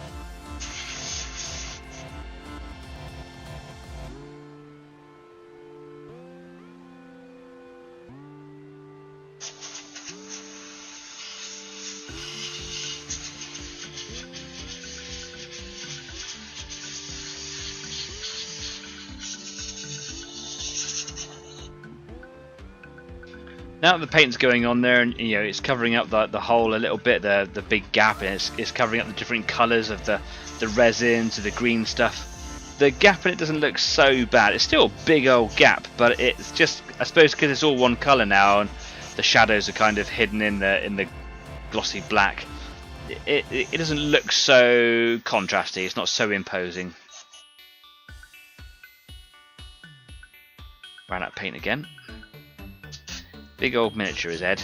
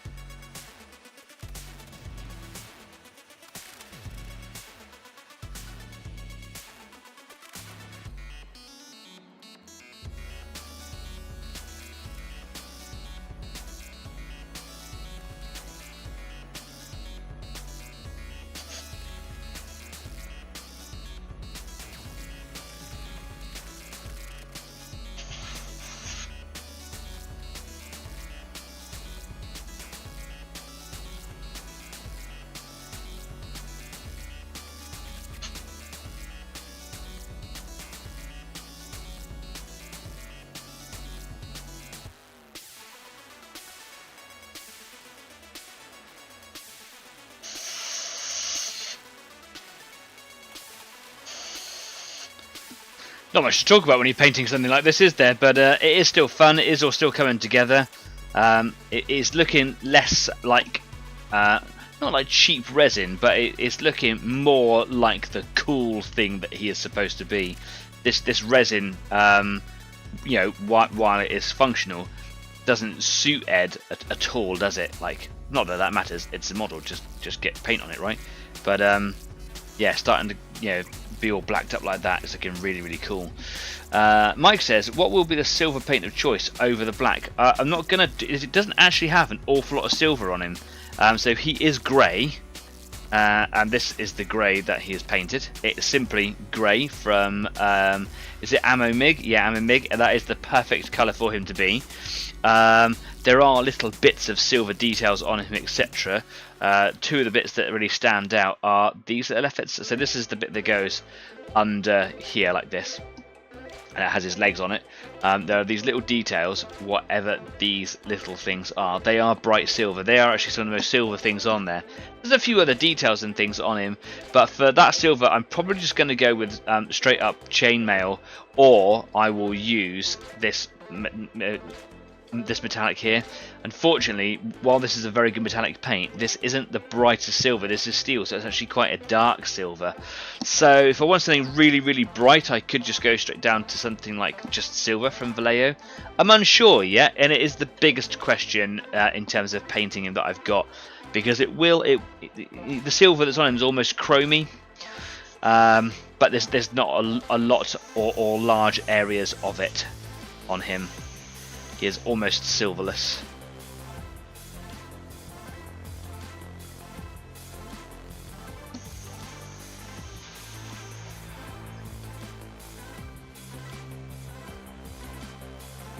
Robocop, however, yeah, silver. Iridescent silver as well, so quite tricky to paint and get right. Oh no, don't touch the painted bits, no.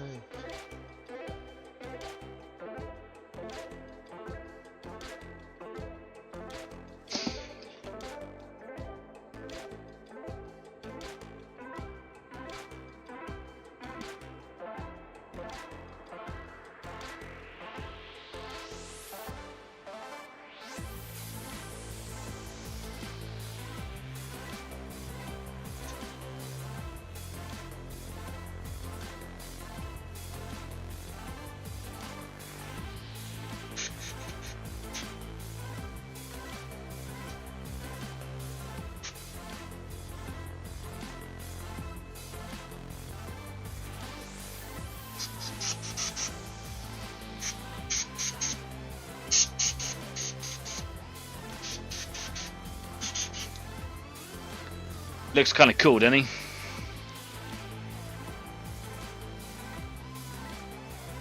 So these big lines that aren't filled in at all inside the shoulder cuffs here, you're not going to see those, so I'm not really fussed about them at all. But it does go over the cuff, and I find that a little bit odd if the model's been broken down that way. So if I twist them around, it's a bit easier to see on this side here, and point to this pointy thing. It's a bit weird that it kind of cuts through the cuff here, because I would have made it, if I knew what I was doing and I made the model, of course, would have made it so that the line would probably followed around the outside of this detail here rather than cutting underneath it. This piece slotted over the top, but there is a line that goes all the way through. I'd have had that line like hidden against this edge all the way around, maybe cut in somehow, come down the side of this detail here, and then go in behind the shoulder cuff here. It would have been a little bit more intricate for sure, but absolutely worth the quality, because this is this bit that I'm not going to say ruins it, but it's the worst part of the model. You can see that I filled it in. It's just going to be a little bit tricky to fill. It doesn't match up a lot, and of course I don't have the pattern. I'm going to try my best to get that pattern on there, or file it down and do something. I just don't know how I'm going to do it. You might just have to deal with the fact that I have a bit of a line there.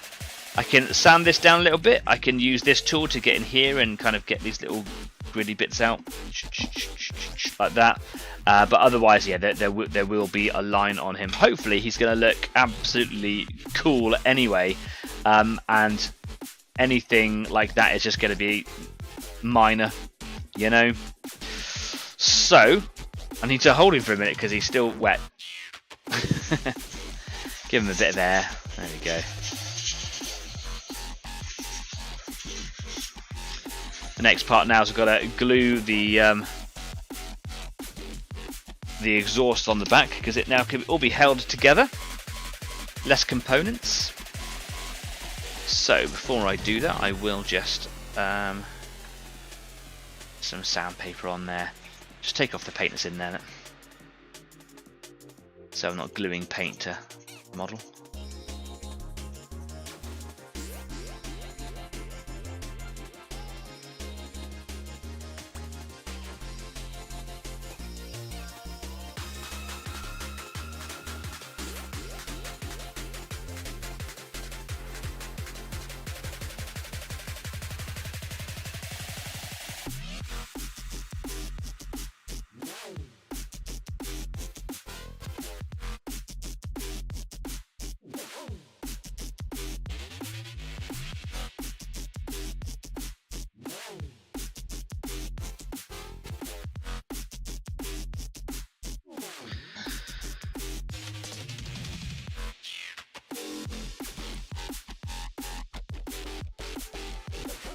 There we go. Tacky. And this is going to clip on to here, like that. See, the seams on that, they're all well hidden. They're fine. That's alright, isn't it? Get that glued on there. And then over on Discord this evening, I will finish painting this guy. He's a little tacky. A little tacky. Just like that. Where is my glue, please? There it is. So I ran out of my Greenstuff World glue, and I went and bought some Gorilla Glue a little while ago. Got a little pack of 2 tubes. I was like, no, super glue out of a tube. Let's just get maybe a little bit elitist. This stuff's really good. I know Gorilla Glue is a really good brand, but this is more of a sort of a, excuse me, a domestic glue, right? You can get different drying speeds for your glues depending on what you want to do, and this is a slightly more gel product than the Ranier glue that I was using, so it's a little bit more control. But as soon as you touch those parts, they stick, and I almost ruined Ed putting him to. Oh, excuse me, hiccups. Putting him together was like those 2 head pieces were tricky. I had to break him apart. So hopefully I haven't closed the glue parts up there. Yep, brilliant. And I'm now going to glue him together properly. Like that. Okay.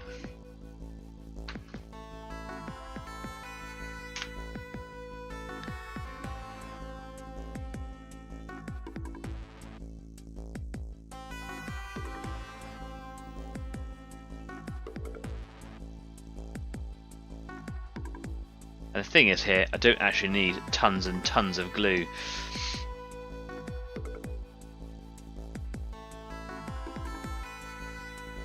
Just a couple of dots. That's probably far too much, actually. It's going to dry so quick. That's it. It's stuck. That's it. It's done.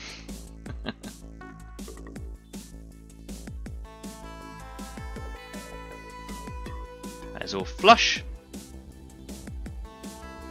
Gorilla Glue, man. Hey, if anyone out there watching, it works for Gorilla Glue. You have the Easy 8 Danny rated glue rating, whatever you want to call it. Didn't really know where I was going with that comment, but at least it's on the internet forever and ever. Yeah, it's a good glue. So yeah, well done, Gorilla. I think it looks cool. You can see there's a couple of spots where I need to kind of get the angle into some of these undercrofts and whatever, and get a proper layer on him, whatever. One of the harder parts about spraying this bit is actually going to be getting the grey in the right areas, not overspraying onto this canvas. So probably we'll try to be more accurate with the black afterwards than the grey before. So I'll get him all primed up, obviously. I'll tape it off a little bit to try and not get any grey on the black part of his shield mesh. Then I'll grey him all up, and then I'll mask off all the grey, and then I'll try and do the black again. I'm going to try and do as much as I can with the airbrush, just because you get silkier coats, obviously. So yeah.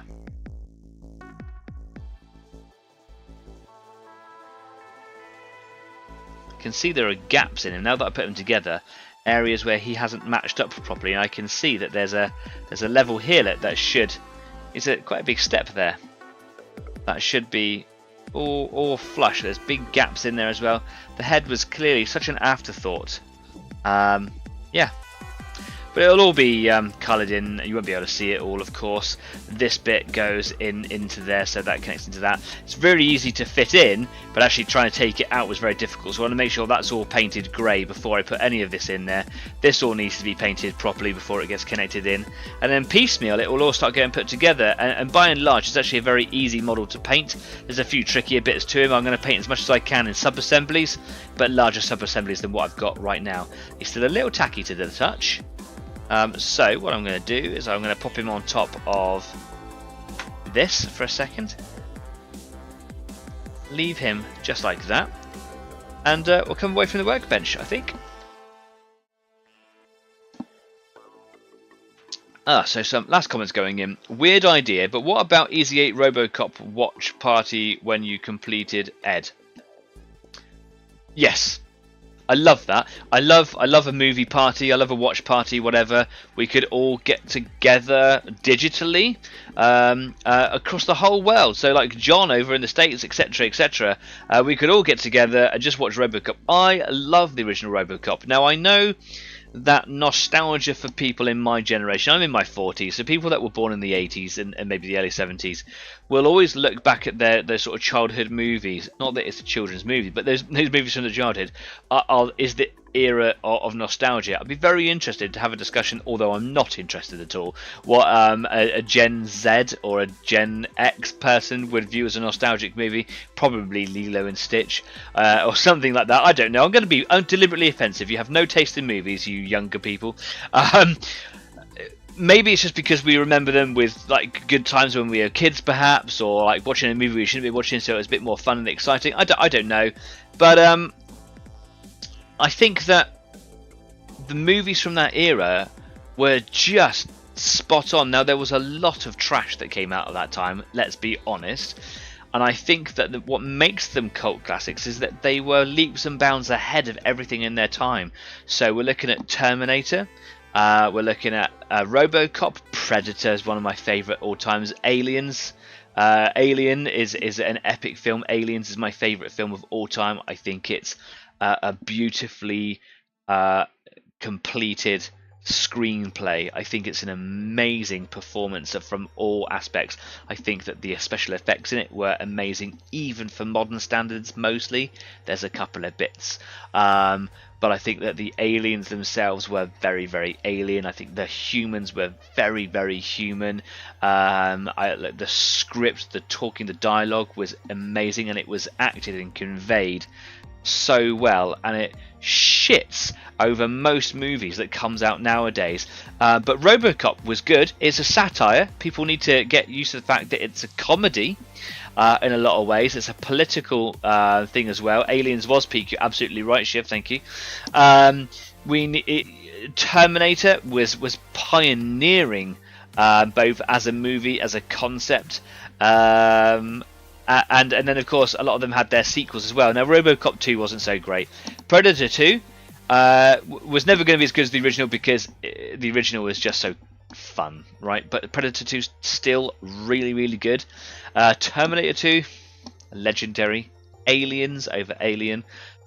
All the movies that come from our childhood, they are nostalgic because I think that they are just so incredibly good. Now, they are action films, they are bullet throwers, they're, we live in a world of fantasy when we're watching them. Arnold Schwarzenegger firing, assault rifles from the waist and throwing knives at people saying, stick around, and things like that. Yeah, you got to take all that tongue in cheek, but when we're doing things like this, there's an element of nostalgia that goes with it that I will never shake. I never want to. I think they're great. And I've watched Terminator, RoboCop, Predator, Aliens more times than I could even probably count. I would love to have a watch party over RoboCop. It was great. When I was working in my previous job some years ago, I said, trying to get everyone together because they were all very different from me, I said, let's go and watch the new RoboCop film in 2014. And they said, yeah, let's go. I organised it all and whatever, paid for all these tickets for everybody, they paid me back, and I was the only one that went. I got stood up. I got all my money back, I managed to refund the tickets and stuff, but I went and watched this film by myself. there are some films that come out now that are excellent if they aren't the subject matter that they're trying to be.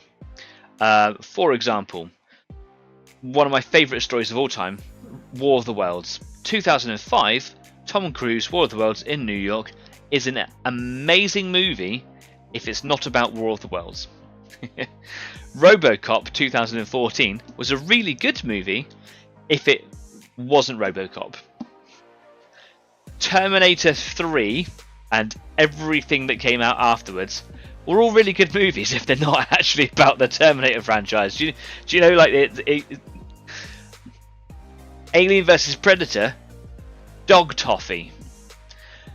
If you are anything to do with making that first Aliens vs Predator movie, take yourself outside and have a word with yourself, will you? Lordy. Terrible movies. And I could sit here for an hour and pull it apart and tell you why. And when I tell you, it will ruin it if you enjoyed it. So choose carefully. I got very emotionally involved in that sentence. So sorry. What's going on here? Mike says Spaceballs.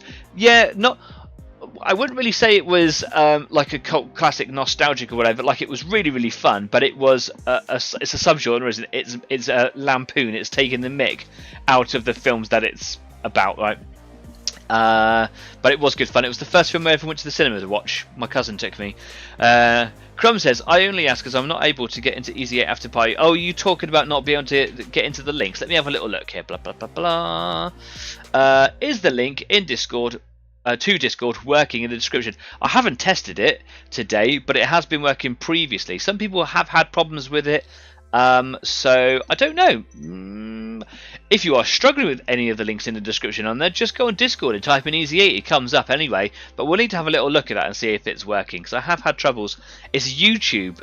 Sometimes it cuts my links up, so yeah, I'll have a little look, see what's going on. I only ask because I'm not able to get into the Easy 8 After Party while I am getting a cut down list of places I can go into. Okay, cool. Getting a sequel? What's getting a sequel? You need to choose a role. Oh yeah, in the Discord thing, there are rules, and you need to basically give it a reaction, give it a little thumbs up in there. But I think he's talking about the actual link in the description from this video might not be working. Or like the channel rules first. Yeah, AVP2 was actually worse. I think AVP 1 was worse. I thought I just thought it was rubbish. And the lighting was terrible, and you couldn't even watch it. So we in my house we had a new LED TV with a backlight, and it was brighter than the duck scene, so you couldn't see anything. Cool.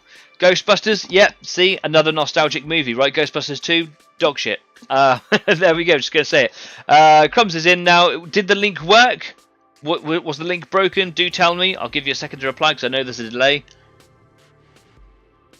Yum, yum, yum. We are at the end of the show, by the way, just in case you haven't worked that out, while I'm giving Crumbs just a second there to reply to my message. If you've got anything to say, now is absolutely the time to do it, because I'm going to go finish the show. I will be on air after, online after this show for an hour or two, maybe. I've got the day off tomorrow. I've got a whole weekend off, in fact. So I'll be hanging around on Discord at the Easy 8 After Party. Links hopefully working in the description of this video if you want to come and join me. Don't forget that I'm not just here on YouTube, Facebook, Instagram and Discord as well. You can catch me on all of those platforms all the time. I read all of my messages, etc. So hook up if you want to. Don't forget, please, if you like what we do here, subscribe to the show. It is the subscriptions that makes any YouTube show successful. I consider myself wealthy in success with 241 subscribers. But we want more, of course. We want to be able to bring more people into the live chat, more people into the community, sharing and helping and praising and just being a part of this wonderful little community that we've got. And this subscribing thing here is the way to do it. Give it a thumbs up if you haven't already. Tell some people at work, maybe at school, maybe wherever it is that you're going around. All good. Hadn't ticked the rules. Yep, cool. You got to tick the rules, basically. So yeah, please subscribe. Let's make Easy 8 bigger. Let's double the size of Easy 8. No more. Let's get to the next 10. Let's double Easy 8 before the end of the year. I dare you. It won't happen, but let's give it a go. Anyway, like I said, this is the last week that I'm going to be running the show this way. for a few weeks, and it'll probably be the next time I start the show up properly will be hopefully in my new home. So I'm going to be getting a few bits and pieces packed away. I'll be doing little shows, maybe slightly lower quality shows, shorter shows maybe, while I start downsizing and packing things away and whatever. I might still come on for a little bit, do maybe a bit of sanding on Ed, but maybe gluing some bits and pieces together. I'm still very much going to be present. I'm still going to be around there. I still want you guys to be working on all of your stuff, because the whole point is to get some colour on your unpainted grey plastics. So please keep on doing that. That is everything from me this week, and it's going to be a few weeks before we connect properly together. Until then, thank you so much for being along on this wicked journey that is my humble little club online. Until next week, stay safe, be kind, keep on painting, get some colour on your grey, and I'll see you soon. Take care now. Bye bye.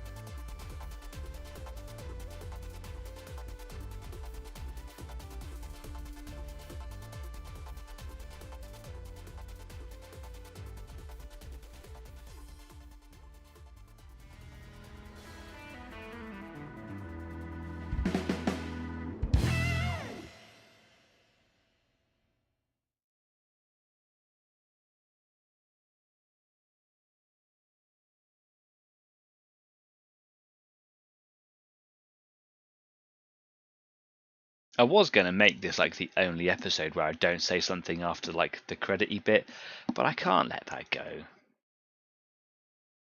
What a wicked show. Thanks for your company, guys. Bye bye.